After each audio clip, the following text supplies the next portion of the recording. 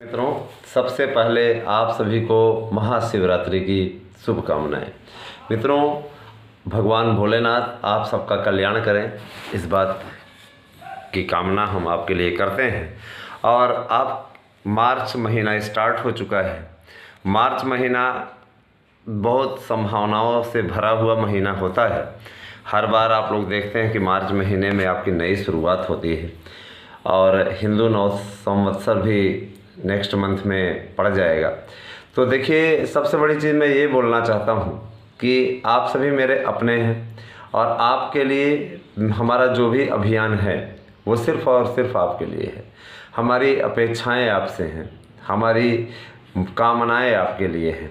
तो हम हमेशा आपके लिए ही सोचते हैं कि आप सबका कितना भला कर सकें और आप सबके लिए कितना संघर्ष किया जा सके, जिससे कि कोई भी अगर ऐसी समस्या होती है तो उसका निदान कराने में हम सफल रहें। देखिए, चुनाव का धीरे धीरे कारवां आगे बढ़ रहा है। अब 3 को है, फिर 7 को है, फिर 7 को ही शाम में पता चल जाएगा किसकी गवर्नमेंट बनती दिख रही है। एग्जिट पोल वाले भी दे देंगे हमारे यूट्यूब चैनल विजयी भाव पे भी दिया जाएगा, है ना। तो सारी चीज़ें हैं। मित्रों देखिए, सबसे बड़ी चीज़ मैं ये बता देना चाहता हूँ कि आपके विज्ञापन की सूचना एनआईसी को मिली और एनआईसी तैयारियों में जुट गई है।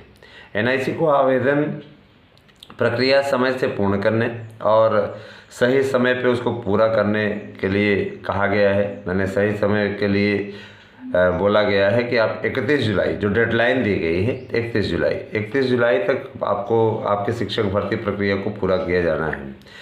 अगर वर्तमान गवर्नमेंट सत्ता में आ गई तो ये सब कुछ तय समय सीमा के अंतर्गत होगा, ठीक है।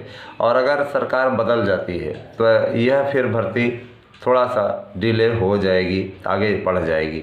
लेकिन विज्ञापन इसीलिए पहले आ जा रहा है जिससे कि आप लोगों के पास भी एक मजबूत आधार रहे, एक मजबूत क्लियर मैंडेट रहे, है ना, कि हमारे पास विज्ञापन है। 2016 का पेपर हुआ तो पूर्ववर्ती सरकार ने निकाला हुआ था, अंततोगत्वा पेपर कराना पड़ा। उसको कराने के लिए भले 2 साल लग गए, है ना, लेकिन पूर्ण कराया गया, ठीक है।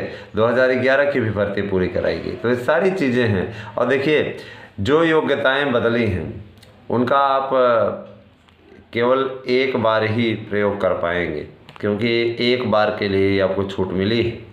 और इस भर्ती को आप अपनी आखिरी भर्ती समझ करके तैयारी करें। उसके बाद नई शिक्षा नीति लागू हो जा रही है, तो ये अभी आपको औपबंधिक रूप में एक बार आपको ये छूट दी जा रही है, आयु सीमा में भी और तमाम प्रकार की चीज़ें जो आपको एज रिलैक्सेशन के अतिरिक्त आपका विभिन्न प्रकार की जो छूटें हैं, है ना, माने योग्यता में भी जो आपको छूट दी गई है वो भी केवल और केवल एक बार के लिए दी गई है।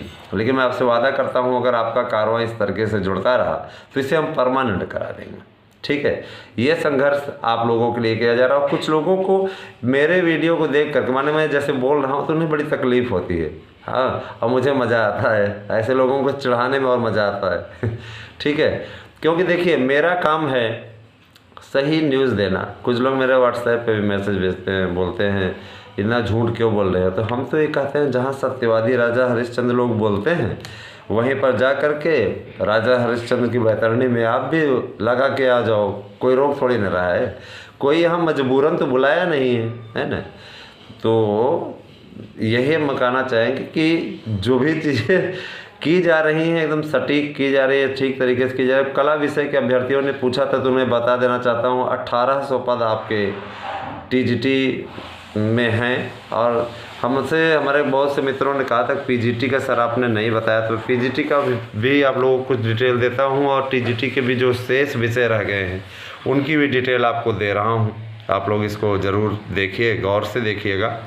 मैं ये बता देना चाहता हूं कि देखिए, टीजीटी के जो भी बाकी विषय हैं उनमें 150 से 200 सीटें आती हैं, ठीक है। और जो बहुत छोटे विषय हैं उनमें 100 सीटें तक हैं। लेकिन इस बार 2, 4, 6 सीटें किसी में नहीं हैं, है ना।